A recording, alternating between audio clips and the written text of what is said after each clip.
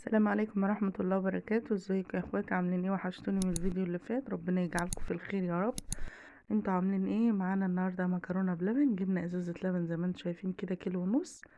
ومعانا هنا الفواله، وحطيت شويه ميه سخنين. هنغلي شويه ميه عشان عندي شويه مكرونه في المطبخ كده، عايزه اخلص منهم. فانا دورت كده وقلنا نعمل ايه حلو. صحيت بالليل قلت اما اعمل شويه مكرونه بلبن في الحله، مش في الصينيه ولا اي حاجه. انا بعملها في الصينيه، بس هي في الحله يعني سهله وبسيطه، ولا هتعوز اي تعقيدات ولا اي كلام من ده. فجبنا كده البوتاجاز عننا، اسفين على المنظر يعني. فحطيت اللبن، قلت يغلى على البوتاجاز في عين، ونسلق المكرونه على عين تاني. انجاز لي الوقت يعني. شايفين يا بنات؟ اللي تشوف القناه تعمل لايك وشير وسبسكرايب، وانشروا لي. ربنا يجعلكم في الخير يا رب. انشروا في اي موقع انتوا عايزينه. جبنا النهارده شويه المكرونات. هوريها لكم اكياس كده فيها حبات كده، بتبقى عندي في التلاجة في دولاب المطبخ. بالليل بقى سقعانين، قلنا نعمل شويه حاجات حلوين. لقينا الحاجه موجوده في البيت، خلاص طالما موجوده في البيت نعملها. جبنا هنا شويه مكرونه. طبعا الكيس الاحمر ده كيس مكرونه التومين، انت عارفين وما ادراك ما مكرونه التومين يعني. وده كيس شارية من بره، يعني بتبقى حلوة وما بتعجنش زي وانا بعملها. بتاعة التومين كويسة، بس انا قلت اعرفكم يعني ان ده بتاع التومين. ربنا يصلح حالنا وحالكم اجمعين. وبشكر كل واحدة بتعلق لي بتعليق حلو. طبعا ما لقيتش عندي الا معلقتين نشا يوتما كده، قلنا نعملهم ونخلصهم النهارده. هتقولي لي هتحط نشا يا ام نور يا نوجة في المكرونه؟ اقول لكم بحط حبه نشا، بتربط معاها البتاع، بتبقى جميله. منها بتاكلوا مكرونه، ومنها بتاكل لبنيه. طبعا انا عماله اكركب في المطبخ ازازه الزيت وقعت مني. طبعا هي فاضيه يعني، الحمد لله اللي هي مش مليانه. فجيت امسح اللقطه دي، بس قلت لا، لازم اضحكوا شويه. فانا لازم اقول لكم كل حاجه. انت هتقولوا لي الفواله بتغلي فيها اللبن؟ اقول لكم ايوه، الفواله بتاخد كيلو ونص او 2 كيلو. عندي اللبنات بس ما بتبقاش مش بحبها يعني اغلي فيها لبن. انا بحب اغلي في الفوالة وبدمس فيها وكل حاجة. الفوالة دي عمرها 20 سنة او 25 سنة ما شاء الله يعني. ما تقولي لي ايديها فين؟ اقول لها ايديها اتكسرت، تاخدوش بالكم. حط لايك يا اللي بتشوف الفيديو، وعملوا لنا تعليق حلو كده ان شاء الله. ربنا يجعله في ميزان حسناتكم اجمعين يا رب العالمين. في سمنة هنا، لو انت عندك سمنة حطي معلقة، ما عندكش بس انا قلت يعني حبة سمنة صغيرين. هتقولي لي في هنا مكرونة اللي تلاقيها معوجة كده، بتبقى بتاعة التومين او شايفينها. ممكن تحط منها، ممكن تحط الاقلام، ممكن تحط اللي هي المقصوصة. المتاح عندك اعمليه. بس انا بحب المكرونة اللي هي الاقلام دي، بتبقى حلوة كده وطعمها حلو. خلاص يا بنات، هنغلي مع بعض. انا قلت اجرب البتاع، ورحت حطيت المكرونه. هتقولي استنى ما الميه تغلي. معلش، المكرونه بينزل منها حاجات كده، ما اعرفش دي دي بتهيألي اكياس او حاجه زي كده. مع ان والله مقفوله يعني، هي بقفلتها المكرونه. بس يلا، مش بتاعه التومين. اقوش اقوش دي المكرونه النظيفه اللي انا شاريها من بره. هنعملهم مع بعض ونسلقهم، وبسم الله ما شاء الله يعني. ربنا يصلح حالنا وحالكم اجمعين يا رب العالمين.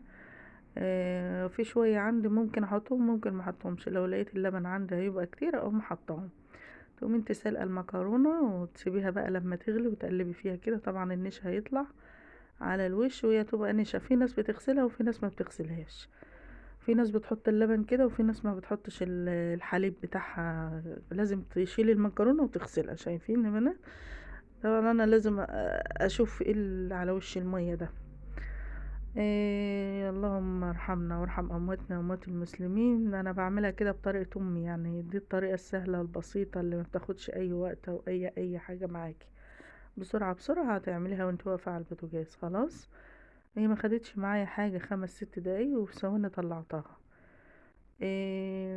حطيتها كده في التلاجة وقت بالليل حد قام جعان، وقت الصبح مثلا ما فيش فطار. طبق نفسك في حاجه حلوه هتاكليها. فاهمين؟ وربنا يا رب يصلح حالنا وحالكم اجمعين يا رب العالمين. بشكركم جدا جدا جدا في كل واحده بتعلق لي، وكل واحده بتدوس لي لايك وتديني كلمه حلوه كده، بتحفزوني ان انا اكمل. وان شاء الله باذن الله ربنا يوسع علينا. جبنا اللبن هنا، الحليب انا بغليه اهو، هو قرب على الغليان. او قلت ايه اوريهولكوا هو بيغلي. بسم الله ما شاء الله، شايفين الفوالة اخده ايه، وفيها برضو وسع. بعد ما حطيت المكرونة تفضلي تقلبي فيها كده، ما تغطيهاش عشان ما تفرش على البوتاجاز وتوسخ لك الدنيا. فاحنا بناخد ايه الغطا كده في جنب، او تفتحيها غطيها نص غطا كده، بس هي مع ما بتتغطى وهي بتغلى بتفور على على البوتاجاز. شايفين يا بنات، سيبيها تستوي خالص يعني درجة الصفار بتاعتها. جبنا هنا النهاردة معلقتين النشا، وانا قلت اعملهم في المربع زي ما هم. معلش اللقطة وانا بحط اللبن اتمسحت مني. إيه، حطيت شوية اللبن وسبت شوية يجي نص كيلو كده، او كوبايتين كده. قلبنا السكر مع معلقتين النشا وتقومي تحطهم على ايه، على المكرونة وبالحليب. إيه طبعا انتي تغسلي شوية السكر اللي هو انا قلت اغسلهم كده عشان ايه حرام يعني ما يترموش. والمكرونة في الحلة وجميلة وتحفة وبالهنا والشفا. شايفين النشا ربطها ازاي، منها تاكل لبنية ومنها تاكل ايه مكرونة بلبن. إيه لونها جميل وبيضة وزي الفل. إيه طبعا انا ما اما غسلت المكرونه اللقطه راحت في الفيديو، معلش إيه اسفه، معلش ان هي مبانتش يعني في الفيديو. فبعد ما انا غلينا كده اللبن وحطيناه، حطيته فوق المكرونه في الحله. لا هعمله في الفرن ولا حاجه، في ناس بتحطه في الفرن وتزودي اللبن. لو لقيت اللبن تقل معاكي في البتاع حط شويه لبن بحيث اللي هي تفك ايه المكرونه. هتبقى معاكي هنا شويه اطباق كده غسلاهم، اعملوا لايك. انا هنا جبت هنا شويه الطبق اللي عندي، رص كام طبق عندك على السلك في التلاجة، على الرف في التلاجة اهو. شايفين بسم الله ما شاء الله. شوية المكرونة كده حطيت طبق بطبق بطبق اهو. شايفين شكلها تحفة. معلش ما عنديش زبيب عشان ازوقها، ورصيت الكام طبق كده. بسم الله ما شاء الله، بالهنا والشفا على قلوبكم يا رب. جربوها هتعجبكم باذن الله زي ما انا عملت كده بالظبط اهو. شايفين المكرونة تحفة. اعملوا اللايك اهو، طبق 2 3 والحلة لسه فيها بسم الله ما شاء الله كمان. يعني لو في طبق كمان كنت رصيت يعني، بس انا قلت كفايه كده واللي يعوز ياخد من الطبق. هتبقى جميله ومسكره وطعمها حلو. هتحط كوبايه سكر بس على معلقتين النشا، تبع السكر المتاح لك اللي انت بتحبها مسكره بتحبها مظبوطه، اعملي السكر اللي انت هتعوزيه. عشان كده مرضتش اقول لكم المقدار بتاعي ايه اهو. جبتها كده حطيتها على الصينيه كده البلاستيك عشان ايه تبقى باينه لكم في الفيديو، مش محطوطه على البوتاجاز وكده اهو. يا رب تعجبكم، اعملوا لايك وشير وسبسكرايب يا بنات، وفعلوا الجرس عشان يوصلكم كل جديد. بس انا بطول عليكم عشان افهمكم كل حاجه، وبحب اشكركم جميعا اهو. قولوا لي رايكم بقى ايه في المكرونه المتواضعه البسيطه الصغيره اللي مش متكلفه اي حاجه خالص، بشويه نشا وشويه حليب وحبه مكرونه حبات عندك في التلاجة، هتقومي ايه مطلعاهم وعاملاهم. وان شاء الله تعجبكم. اعملوا لايك وشير وسبسكرايب. والسلام عليكم ورحمة الله وبركاته.